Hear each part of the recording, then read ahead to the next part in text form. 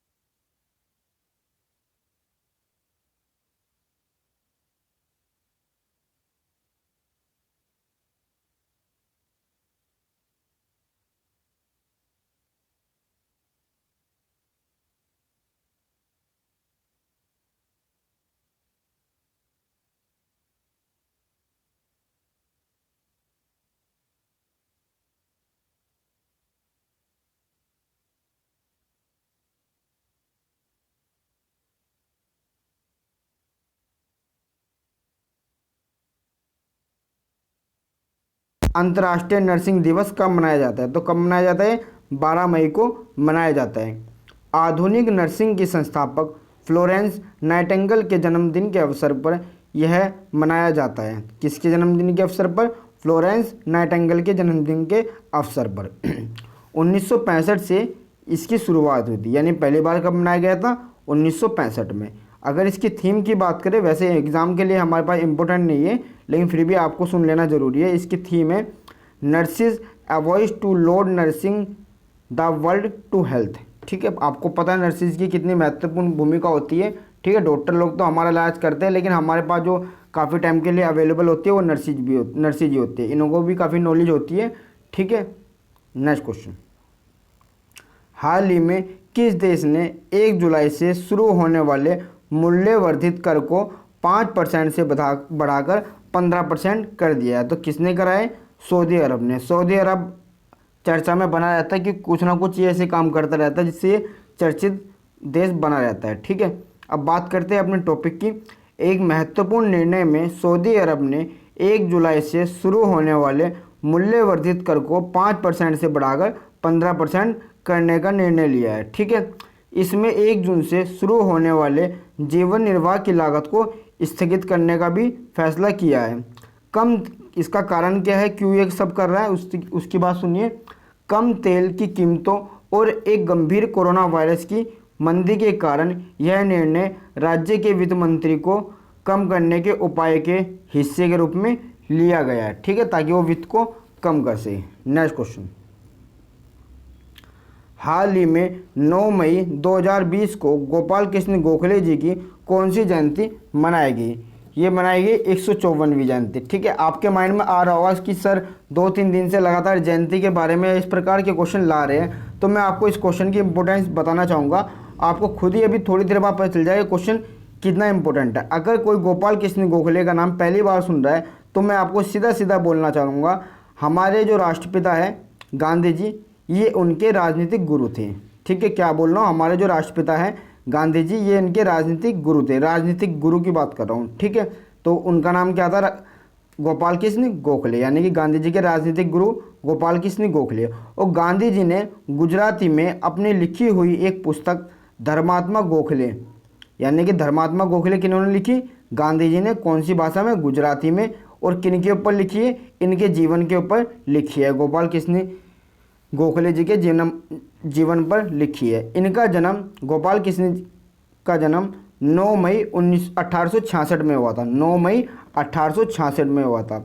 अब आपको पता चल चुका होगा कि गोपाल कृष्ण गोखले कितने ज़रूरी है। इतिहास के कुछ जो पॉइंट है मैं बता रहा हूँ, उनको याद रखना, इनसे क्वेश्चन 100% बनते हैं, आप इनको लिख सकते हैं। ठीक है, गोपाल कृष्ण गोखले के जो गुरु थे एमजी रनाडे थे। ठीक है, क्या नाम था उनका? एमजी रनाडे। एग्जाम में कई बार क्वेश्चन पूछा गया है महात्मा गांधी जी के गुरु का नाम बताइए। ठीक है, तो महात्मा गांधी जी के गुरु का नाम गोपाल कृष्ण गोखले और उनके भी गुरु का नाम एमजी रनाडे। ठीक है, तो कुछ लोग गोखले को क्लिक कर देते हैं, लेकिन आपको याद रखना है कि गोखले के भी गुरु थे, उनका नाम था एमजी रनाडे।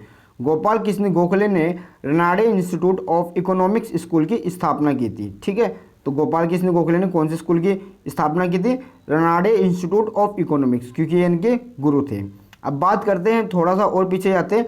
1905 में स्वदेशी आंदोलन के समय नरम दल के जो प्रमुख नेता थे वो कौन थे? गोपाल कृष्ण गोखले। ठीक है, और गरम दल के तो आपको पता ही है, लाल बाल पाल। ठीक है, विभाजन के बाद लाला लाजपत राय को जब जेल हो गई थी, आपको पता है लाला लाजपत राय कौन थे? ये तो गरम दल के नेता थे, लेकिन जब इन्हें विभाजन के बाद जब इनको जेल हुई थी तो रनाडे जी इतनी अच्छी राजनीति करते थे, जिन लोगों से वे नाराज भी रहते थे उन लोगों का भी भरपूर साथ दे देते। तो विभाजन के बाद जब एक बार लाला लाजपत राय को जेल हुई थी तो इन्होंने इनको छुड़ाने के लिए अनशन भी रखा था। किन्होंने? इन्होंने गोपाल कृष्ण गोखले जी ने। ठीक है, और आपको बताना चाहूँगा कांग्रेस के बनारस अधिवेशन 1905 की जो अध्यक्षता की थी वो गोपाल कृष्ण गोखले जी ने की थी। और मार्ले मिंटो सुधार जो 1909 में आया था, गोखले जी का इसमें बहुत बड़ा योगदान था। ठीक है, किनका? गोपाल कृष्ण गोखले जी का। तो आपके हिस्ट्री के क्वेश्चन 5 या 8 यहाँ से कवर हो चुके हैं, आप इनको लिख लेना। अगर अभी नहीं लिखा है तो वीडियो को पॉज करना और या पीछे लिया ना तो लिख लेना। ठीक है, नेक्स्ट क्वेश्चन, किस कंपनी ने IFCN चैटबॉट लॉन्च किया है? तो किसने लॉन्च किया है? व्हाट्सएप ने लॉन्च किया है। अगर आप इसकी फुल फॉर्म लिखना चाहते हैं तो लिख सकते हो IFCN, I for international, F for fact, international fact chatting network. ठीक है, इंटरनेशनल फैक्ट चैटिंग नेटवर्क इसकी फुल फॉर्म है। और किसने किया है ये लॉन्च? व्हाट्सएप ने किया। बात करते हैं व्हाट्सएप की जो स्थापना है 2009 में हुई थी और जो इसका हेडक्वार्टर है वो कैलिफोर्निया में है। और जो वर्तमान में इनके CEO है उनका नाम है क्रिस डैनियल्स। क्या नाम है? Chris Daniels. नेक्स्ट क्वेश्चन, कृषि मंत्रालय के हाल ही के आंकड़ों के अनुसार लगभग कितने लाख हेक्टेयर क्षेत्र को ग्रीष्मकालीन चावल कवरेज के तहत लाया गया है? तो कितना लाया गया है? 34.87 लाख हेक्टेयर। ठीक है, कृषि मंत्रालय ने कहा है कि देश के ग्रीष्मकालीन फसलों की बुआई क्षेत्र में वृद्धि हुई है। पिछले वर्ष की इसी अवधि में 25.29 लाख हेक्टेयर की तुलना में इस वर्ष 34.87 लाख हेक्टेयर क्षेत्र को ग्रीष्मकालीन चावल कवरेज के तहत लाया गया है। तो कितने से कितना बढ़ा है? ये बढ़ा है 25.29 से 34.87 तक। ठीक है, नेक्स्ट क्वेश्चन देखिए, हाल ही में मध्य प्रदेश की सरकार ने कारखानों में काम करने की अवधि को 8 घंटे से बढ़ाकर कितना कर दिया है? 12 घंटे। आप देख रहे हो कि यूपी में भी श्रम कानूनों को हटा दिया गया है 3 साल के लिए, और यहाँ पर भी मध्य प्रदेश में क्या कर दिया है? 8 घंटे से बढ़ाकर इसे 12 घंटे के लिए कर दिया गया है। अब कुछ स्टेट और भी ऐसा ही काम करेंगे। ठीक है, जिससे पूंजीपतियों को, या मैं बोलना चाहता हूँ जिन्होंने भी इंडस्ट्री लगा रखी है उनको फ़ायदा मिल सके। ठीक है, ताकि वो बढ़ चढ़कर आर्थिक गतिविधियों को सुधार सके। और स्टार्टिंग कहाँ से होती है? मजदूरों से होती है। ठीक है, नेक्स्ट क्वेश्चन, हाल ही में पहली स्वदेशी एंटीबॉडी आधारित परीक्षण किट को क्या नाम दिया गया है जो पुणे में विकसित हुई है? कोविड कवच एलिसा। एलिसा का नाम आपने पहले भी सुना होगा। ठीक है, अगर मैं कोविड कवच को हटा दूं और सीधा एलिसा पूछूं तो मैं आपसे एक क्वेश्चन करना चाहता हूं, एलिसा का टेस्ट किस रोग के उसमें होता है? ठीक है, किस रोग की पहचान करने में एलिसा का टेस्ट होता है? अब बात करें इस क्वेश्चन पे तो एलिसा की फुल फॉर्म देख लीजिए, एंजाइम्स लिंक्ड, क्या बोल रहा हूँ? एंजाइम लिंक्ड एमिनोरोबैंट एसे। ठीक है, ये क्या काम करेगा? ये लगभग 90 सैंपल को 2.5 घंटे में जांच करके आपको दे देगा। यानी कि 90 सैंपल आप एक साथ लगाओगे और 2.5 घंटे में ये आपको रिजल्ट दे देगा कि पॉजिटिव है या नेगेटिव है कोविड की पहचान के लिए। ठीक है, ये अपने सैंपल में एंटीबॉडी का परीक्षण करेगा। किसका परीक्षण करेगा? एंटीबॉडी का परीक्षण करेगा और 2.5 घंटे में 90 सैंपल की आपको टेस्ट करके दे देगा। नेक्स्ट क्वेश्चन, हाल ही में ओमान की खाड़ी में किस देश की नौसेना ने मिसाइल से अपना खुद का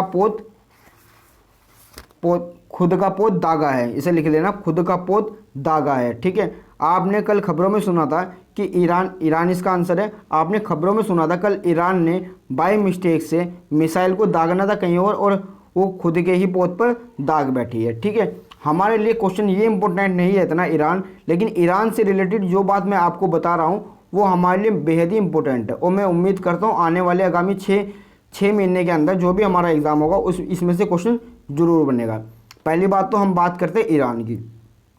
ईरान जो है शिया बहुतायत देश है। ठीक है, ईरान क्या है, ईरान में जो लोग रहते हैं या जिनका शासन है तो वो शिया बहुतायत है, और सऊदी अरब में कौन है, सुन्नी लोग हैं।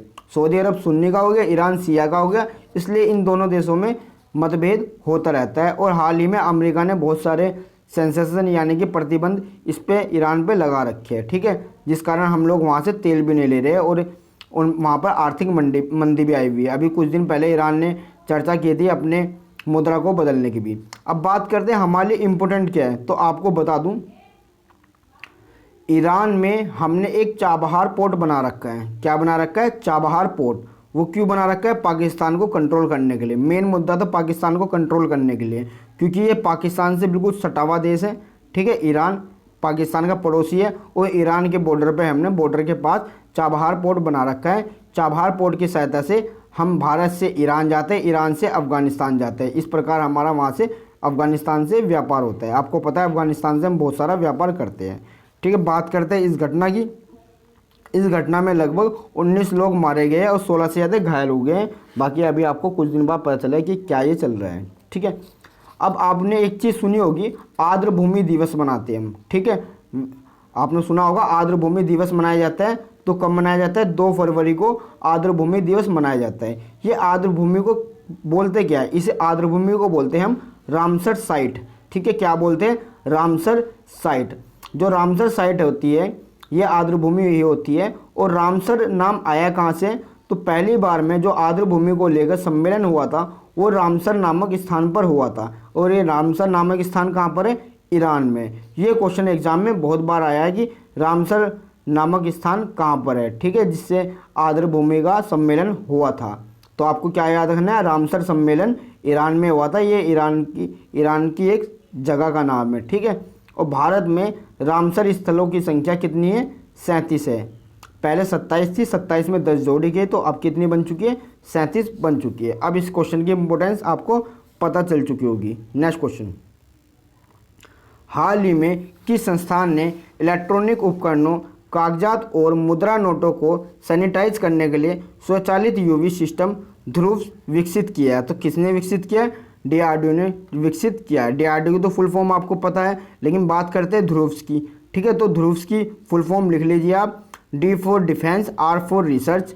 D for defence, R for research.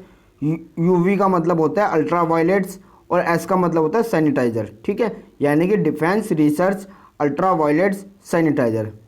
ये क्या काम करेगी, इसकी जो अल्ट्रा वायलेट किरण होगी ये सैनिटाइज करेगी। किन किन चीज़ों को करेगी, ये आपके सामने लिखा है, इलेक्ट्रॉनिक उपकरण, कागजात और मुद्रा नोटों को सैनिटाइज करने के लिए काम करिए, स्वचालित है। ठीक है, नेक्स्ट क्वेश्चन, किस राज्य के शतरंज महासंघ ने कोविड-19 के लिए ऑनलाइन चेस टूर्नामेंट का आयोजन किया है। तो किसने आयोजन किया है, ये कर्नाटक ने आयोजन किया है। ठीक है, ये कर्नाटक ने इसलिए आयोजन किया है ताकि कोविड-19 के लिए धन एकत्रित किया जा सके। जिस तरह सीएम फंड होता है, पीएम केयर्स फंड होता है, इसी तरह कर्नाटक ने ऑनलाइन चेस टूर्नामेंट का आयोजन किया है ताकि जो भी पैसा मिले वो कोविड-19 के लिए मददगार साबित हो। नेक्स्ट क्वेश्चन, कौन मई 2021 तक अंतर्राष्ट्रीय हॉकी महासंघ का अध्यक्ष बना रहेगा। तो कौन बना रहेगा, नरेंद्र बत्रा जी। ठीक है, विश्व निकाय के लिए हाल ही में राष्ट्रपति चुनाव इस वर्ष नई दिल्ली में होने वाले थे, लेकिन अब कोविड-19 यानी कोरोना वायरस के कारण अब इसको पीछे हटा दिया गया है और ये मई 2021 तक इनको ही अंतर्राष्ट्रीय हॉकी महासंघ का अध्यक्ष बनाकर रखा जाएगा। बात करते हैं अंतर्राष्ट्रीय हॉकी महासंघ की, तो इसकी जो स्थापना हुई थी वो 7 जनवरी 1924 को हुई थी।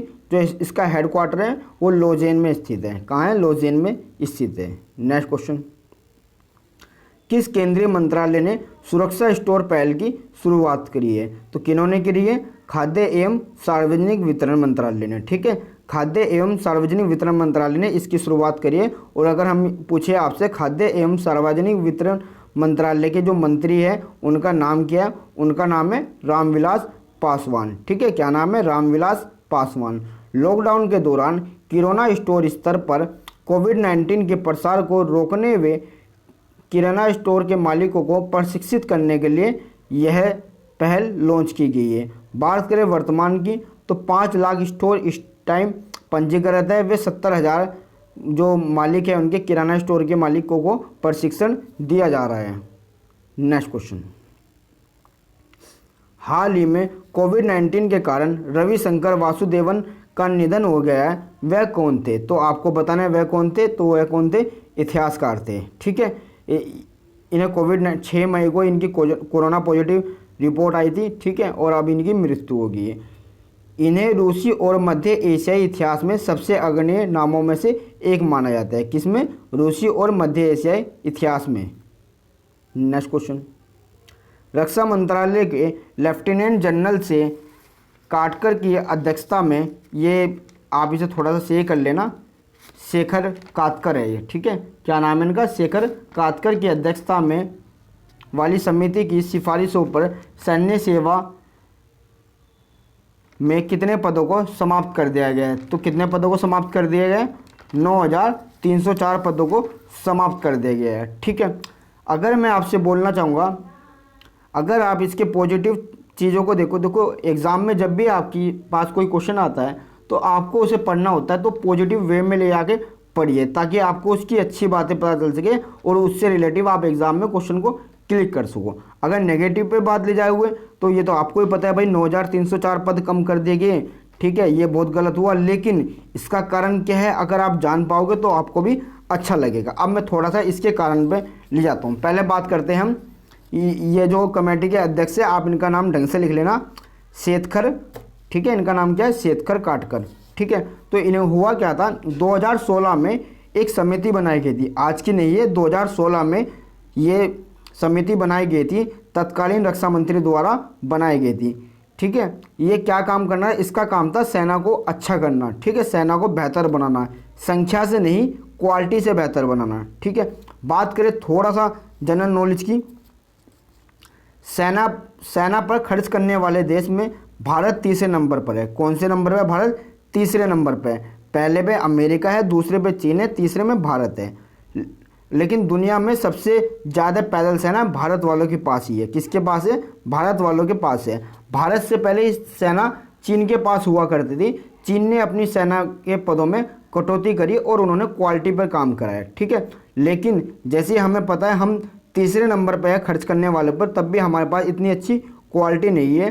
तो इस समिति ने बताया कि हमको क्वालिटी पे काम करना चाहिए, संख्या पे काम नहीं करना चाहिए। यानी कि अच्छी अच्छी टेक्नोलॉजी, आपको पता है हम अच्छे अच्छे जहाज़ ले रहे हैं, अच्छी अच्छी पोत ले रहे हैं और अच्छे अच्छे आर्टिलरी ले रहे हैं। तो उन्होंने सुझाव दिए थे कि हमको संख्या पे काम ना करके क्वालिटी पे काम करना चाहिए ताकि हम अपनी सेना को और बेहतर बना सकें। ठीक है, इन्होंने लगभग 99 सुझाव दिए थे। कितने? एक कम 100 सुझाव दिए थे। और आपको जान के हर्ष होगा कि CDS, जो CDS पद बनाया गया था, विपिन रावत जी नियुक्त किए गए थे, ये CDS पद भी इन्हीं के आधार पर बनाया गया था। यानी कि इसी समिति ने इस CDS पद को सर्जित किया था जो विपिन रावत जी संभालते हैं। तो ये आज की नहीं है रिपोर्ट, ये बहुत पहले की रिपोर्ट है। कुछ रिपोर्ट उसी टाइम एक्सेप्ट कर ली गई थी और कुछ अब धीरे धीरे एक्सेप्ट हो रही है। और इन्होंने ये 9,304 जो सैन्य इंजीनियरिंग सेवा के पद हटाई है, ये इसी समिति की रिपोर्ट के आधार पर हटाई है। तो कब आई थी ये समिति? का गठन कब किया गया था? 2016 में किया गया था। 99 सुझाव दिए गए थे, 65 पे काम हो चुका है और बाकी पर ये काम चल रहा है। नेक्स्ट क्वेश्चन, किस IIT संस्थान ने कोविड-19 के संक्रमण को रोकने के लिए रोगाणुरोधी वे पुनः प्रयोग किए जाने वाले अनसेफ मास्क का निर्माण किया है? तो किन्होंने किया है? IIT दिल्ली ने किया है। ठीक है, ये क्वेश्चन आपको सिर्फ इंफॉर्मेटिव क्वेश्चन है, ये आपको याद रखना है। ठीक है, वीडियो ख़त्म करने से पहले बोलना चाहूँगा आपको, जिन बच्चों ने लाइक नहीं किया वो पहले लाइक कर दे, बाद में वापस जाए। ठीक है, और साथ ही साथ अपने फ्रेंड को शेयर कर दे। Thank you so much.